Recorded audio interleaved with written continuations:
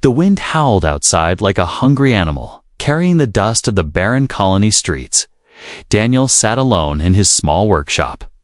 The dim light flickering above his head. He was fixing a broken circuit board when he heard it, a sound so soft it almost disappeared into the wind.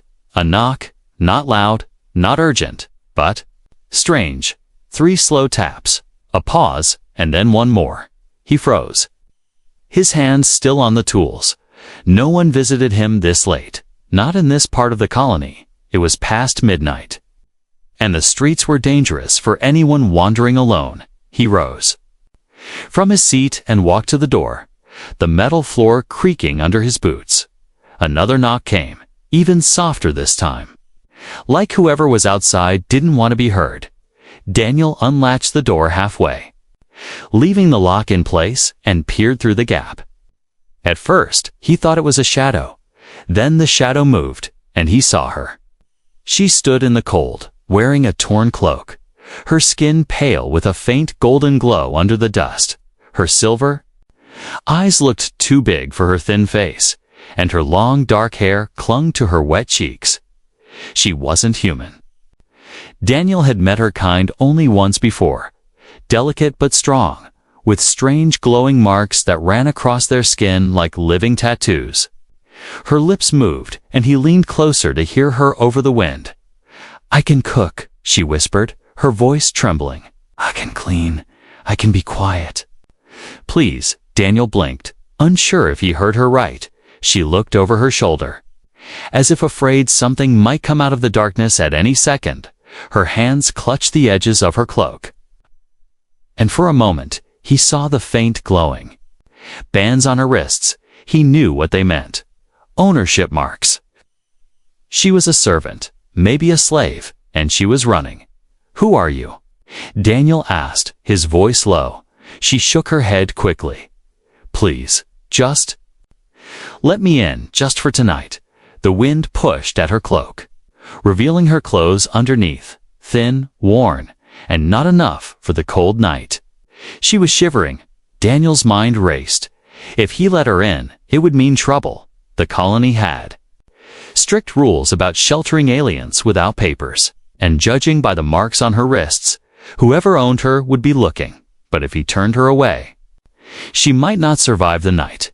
He hesitated only a moment, then slid the lock open.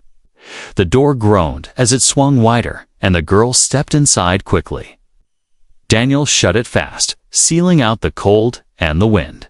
The warmth of the room made her pause, like she had forgotten what it felt like. She stood there silently, eyes scanning every corner. Her breathing quick but controlled. Daniel noticed how she stayed close to the wall, like she was ready to run at any moment. "Sit," he said, pointing to a small chair by the heater. She obeyed without a word, lowering herself carefully. Daniel poured her a cup of warm water from the kettle. When she took it, her hands shook so much that some spilled on the floor. She whispered a quick sorry and sipped, her eyes closing for just a second. Her silver gaze met his again, but now there was something else in it, relief mixed with fear. "Thank you," she said softly. Her voice was almost too quiet to hear. Daniel didn't know why, but something about that voice made him feel responsible. "What's your name?" He asked. "Lyra," she replied after a pause. "And yours?" "Daniel," he said. Lyra gave the smallest nod, like she was memorizing it. Outside, a faint humming sound passed through the air. Daniel's head turned toward the window instantly. Through the glass, he saw a small drone gliding by, scanning the street with a pale beam of light. Lyra's grip tightened on the cup, her knuckles turning white. She didn't have to say anything. Daniel understood. Someone was looking for her, and they were close. The drone moved on, disappearing behind the other buildings. Lyra let out a slow breath, but her shoulders stayed tense. Daniel realized she wasn't safe, not yet, and neither was he. She had brought danger to his door. But as he looked at her, this fragile figure wrapped in fear and determination, he knew one thing. He wasn't going to send her back into the cold. What he didn't know was that opening his door tonight would change his life forever.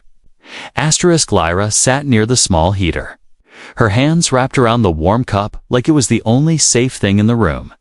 Daniel moved quietly, pulling out a small plate of bread and a bowl of stew left from earlier.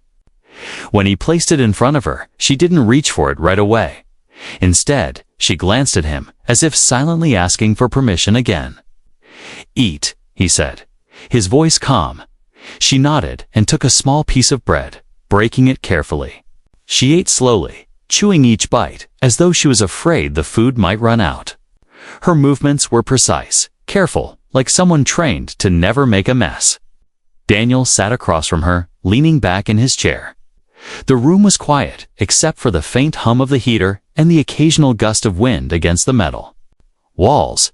She avoided his eyes most of the time, but every now and then she would look up, quick, searching glances. "Where did you come from?"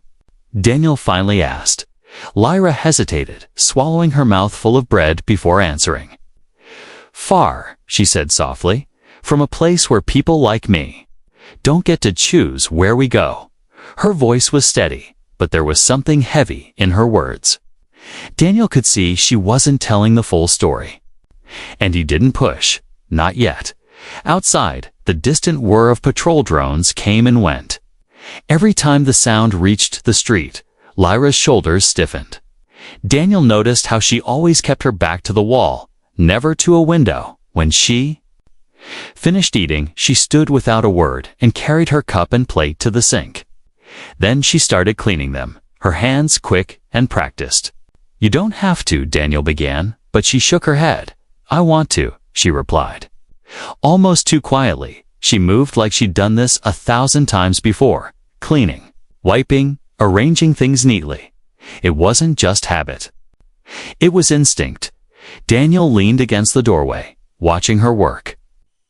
He thought about the glowing bands on her wrists. They weren't just decoration. He had heard about alien servant marks coded with their owner's identity. Anyone with the right scanner could track them from a distance.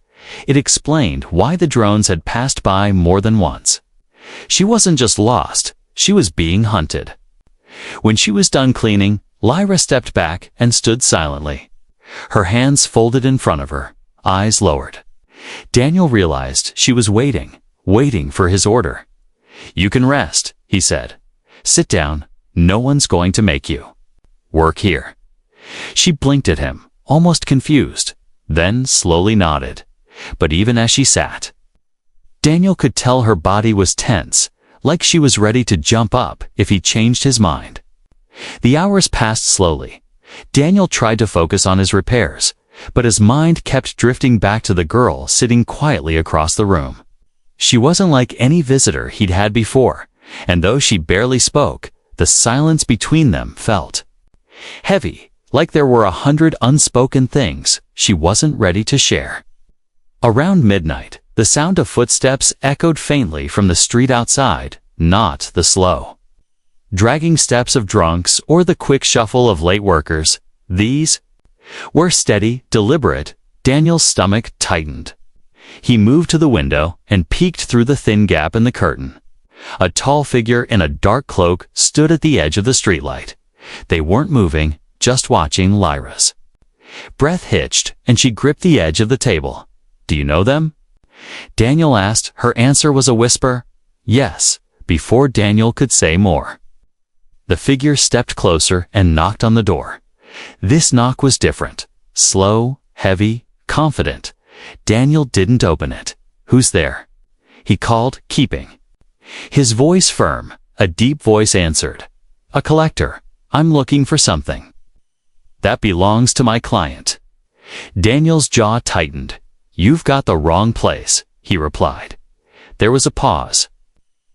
And then the voice said, "Perhaps."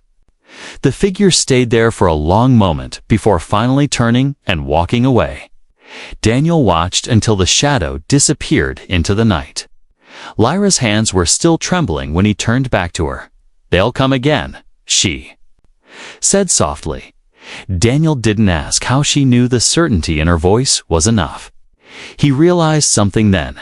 He wasn't just giving shelter to a lost stranger. He was hiding someone who didn't belong here. Someone important enough that others would keep coming, and if he let her go now, he'd never forgive himself. But if he kept her here, life would never be the same again. The morning came quietly. The pale sun slipped through the cracks in the curtains. Spilling faint light into the small workshop, Daniel woke to the smell of something cooking. For a moment, he thought he was dreaming no one had ever been in. His kitchen this early when he walked in, Lyra was standing at the counter. Her back to him, she was slicing vegetables with precise, careful movements. A small pot of soup simmered on the stove, steam curling into the air. "You didn't have to do this," Daniel said. His voice still rough from sleep. Lyra glanced over her shoulder, offering a faint smile. "I wanted to," she replied. There was a strange grace to the way she worked, quiet, efficient, every movement deliberate. She didn't waste a step, didn't spill a drop. Daniel noticed her bare feet made no sound on the floor. She was like a shadow, moving in and out of the small kitchen without disturbing anything. They sat together to eat. The soup was unlike anything Daniel had tasted before. Rich, earthy, with a hint of something sweet. "It's good," he said honestly. Lyra's lips curved into the smallest smile, but her eyes lowered again. He wanted to ask more. Where had she learned to cook like this? Where had she come from? But every time the questions formed, something in her expression stopped him. It was the look of someone who had learned long ago that speaking too much could be dangerous. As the day passed, Lyra continued to help around the workshop without being told. She cleaned tools, dusted shelves, and even fixed a small loose panel on the wall. Daniel was impressed. She handled the tools with steady hands, as if she had worked in places like this before. "You've done this kind of work?" he asked. Lyra's shoulders stiffened. "For others," she said quietly. Her words hung in the air, heavy with meaning. That night, as Daniel lay in bed, he heard soft murmurs coming from the other room. He got up quietly and walked closer. Lyra was asleep on the small couch, but her lips moved, whispering in her alien language. Daniel didn't understand the words, but he caught certain tones: pleading, fearful, desperate. 2 words repeated again and again: the contract, the bond. He stepped back, unsure whether to wake her or let her sleep. Whatever haunted her dreams, it was something she had carried for a long time. Over the next few days, Daniel noticed patterns. Lyra never sat with her back to a window. She never touched the door without looking both ways outside first, and whenever she heard the faint hum of a patrol drone, she would stop moving completely, her eyes going distant. It wasn't just fear, it was survival. Daniel realized she had been living like this for years. Maybe her whole life. One evening, as the sun dipped behind the rooftops, Daniel decided to try again. "You can tell me," he said gently. "Tell you what?" Lyra asked, keeping her eyes on the table. "Whatever it is you're running from," Daniel replied. She shook her head. "It's better if you don't know," she whispered. "Better for you, better for me." Her voice was calm, but her hands gripped the edge of the table so tightly her knuckles turned pale.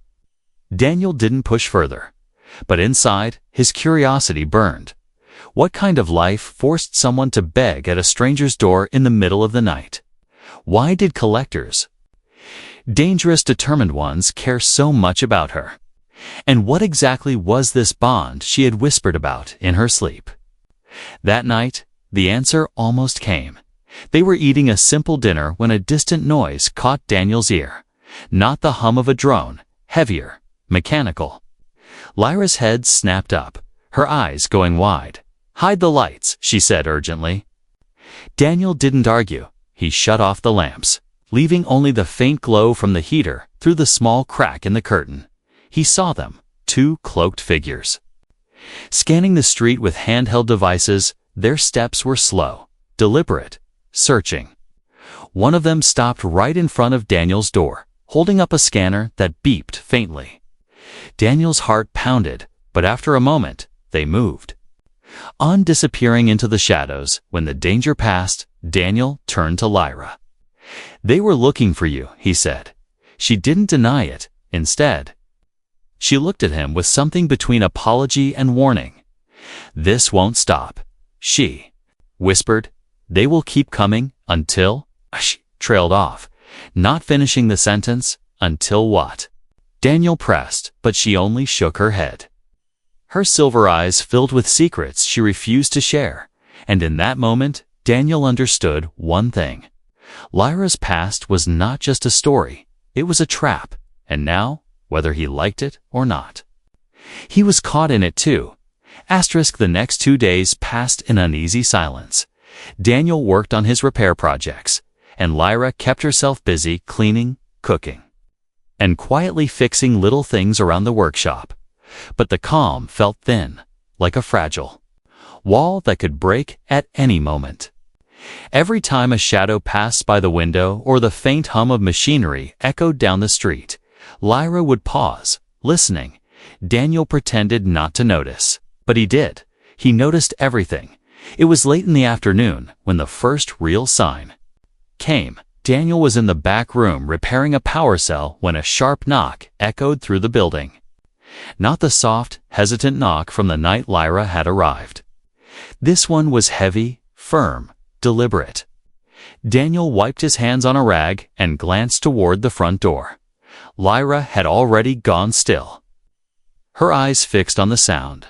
"Stay here," Daniel said quietly. She nodded, but didn't look any less tense. Daniel approached the door and called out, "Who's there?" A smooth, cold voice answered, "I am a collector, searching for lost property." Daniel's jaw tightened. "I think you have the wrong place," he said. Keeping his tone calm, the voice replied, "I was told the property passed through here." Daniel didn't move to open the door. "What kind of property?" he asked. There was a pause before the voice said, "One marked by golden light and silver eyes." Daniel's stomach sank. He forced his voice to remain steady. "No one like that here," he said. The voice on the other side of the door gave a slow, low chuckle. "I'll come back, human," the collector said. "And when I do, I'll expect honesty." The footsteps faded away, but Daniel knew they weren't gone for good. When he turned around, Lyra was standing in the doorway to the back room. Her hands were clenched into fists, her face pale. "They found me," she whispered. Daniel walked over to her. "Maybe," he said, "or maybe they're just guessing." But Lyra shook her head. "No, they wouldn't come unless they were sure." That night, Daniel barely slept. He kept getting up to check the windows, the doors, even the locks on the back entrance. Lyra sat in the corner of the workshop, wrapped in a blanket. Staring into the heater's glow, he could tell she was trying to stay awake too. It was as if they were both waiting for something they couldn't avoid. The next day brought no peace. A drone passed overhead twice, moving slower than usual. Daniel watched it from the window.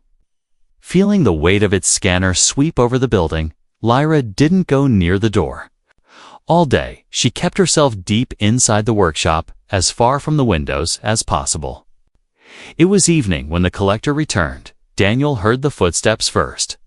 Then came the knock, louder this time, and followed by a second one almost immediately. Daniel stepped to the door.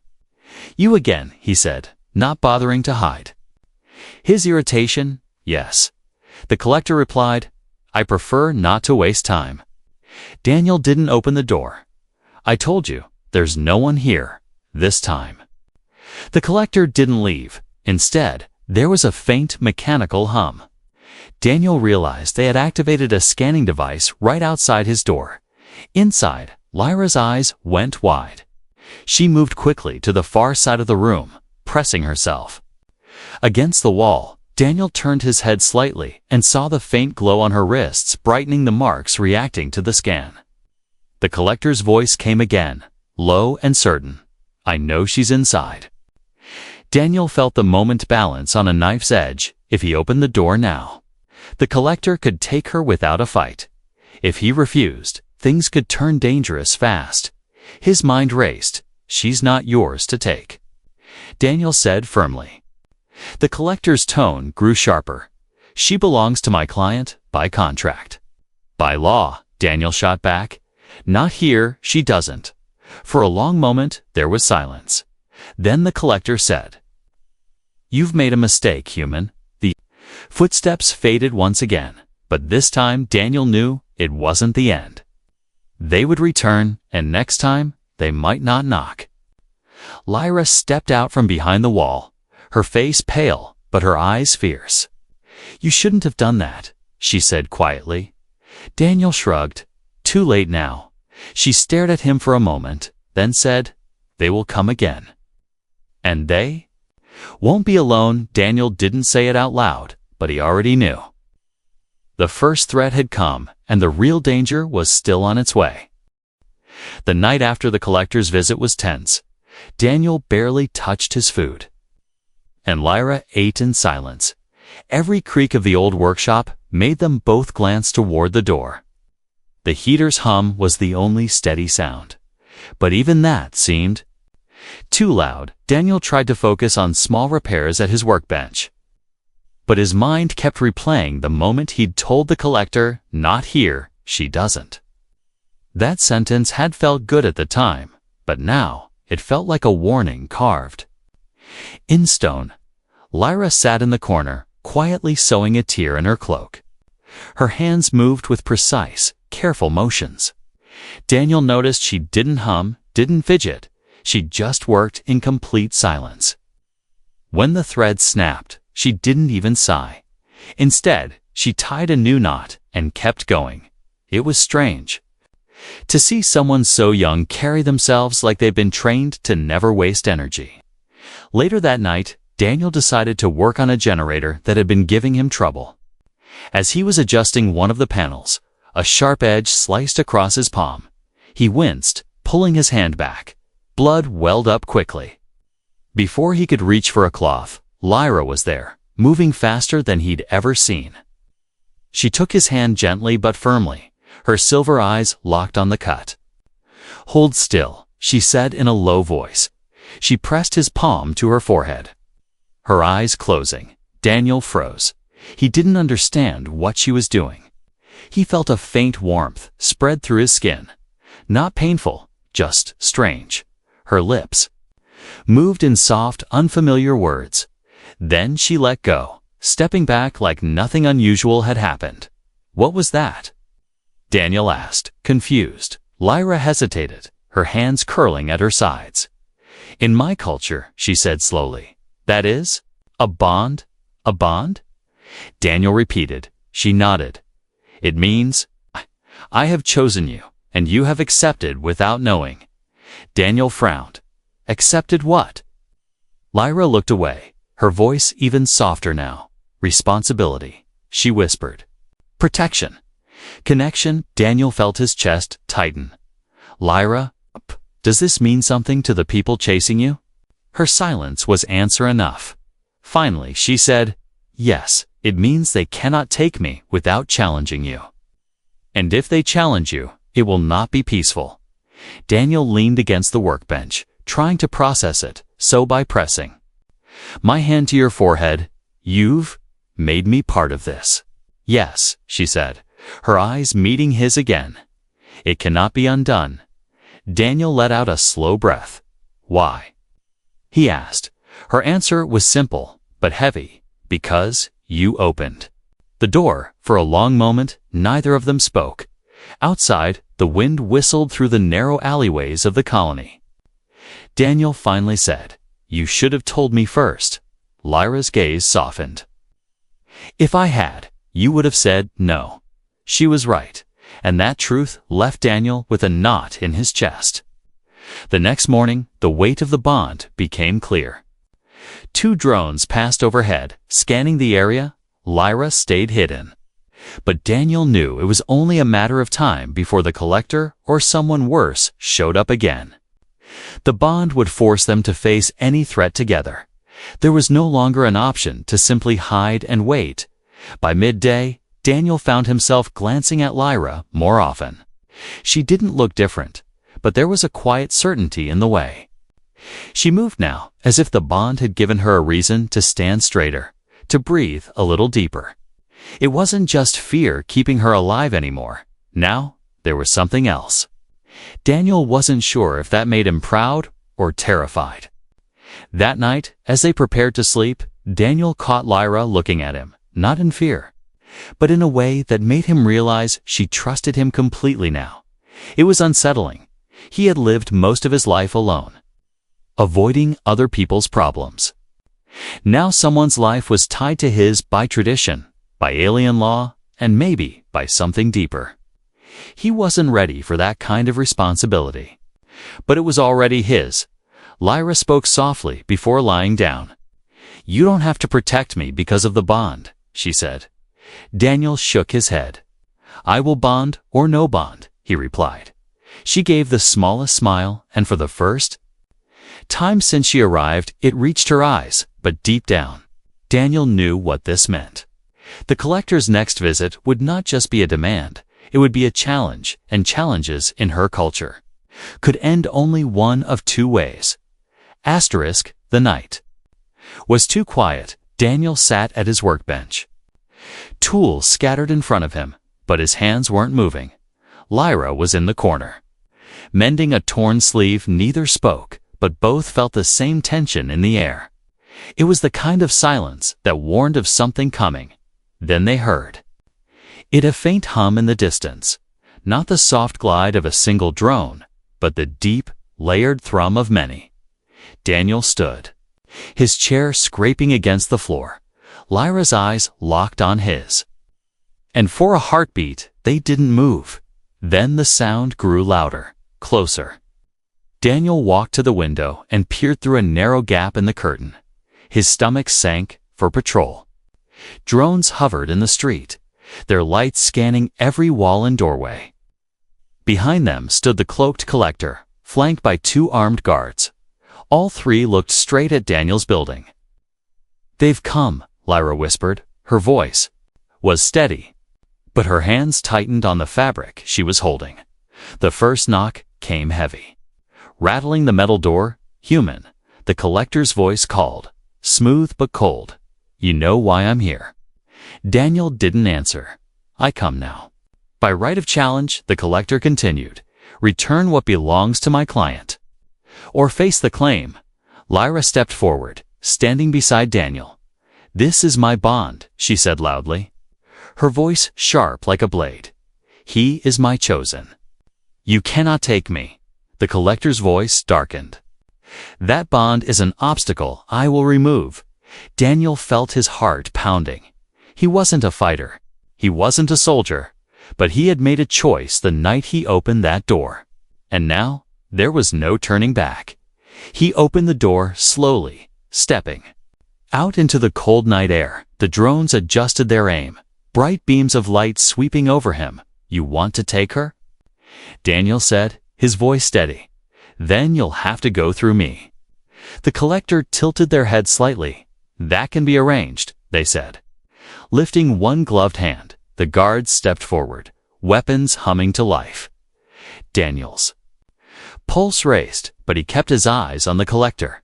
"I know your law," Daniel said quickly. "A bond challenge must be fought by the claimant and the bonded. No guards, no machines." The collector paused, their eyes narrowing beneath the hood. Lyra stood taller, her voice fierce. "He speaks truth. By ancient right, you must face him yourself." The street went quiet, except for the faint whir of the drones. Finally, the collector lowered their hand. "Very well," they said. Removing their cloak, underneath was a tall, wiry figure with skin patterned like silver stone. Their eyes glowed faintly, their hands ending in sharp, curved claws. Daniel swallowed hard, but didn't step back.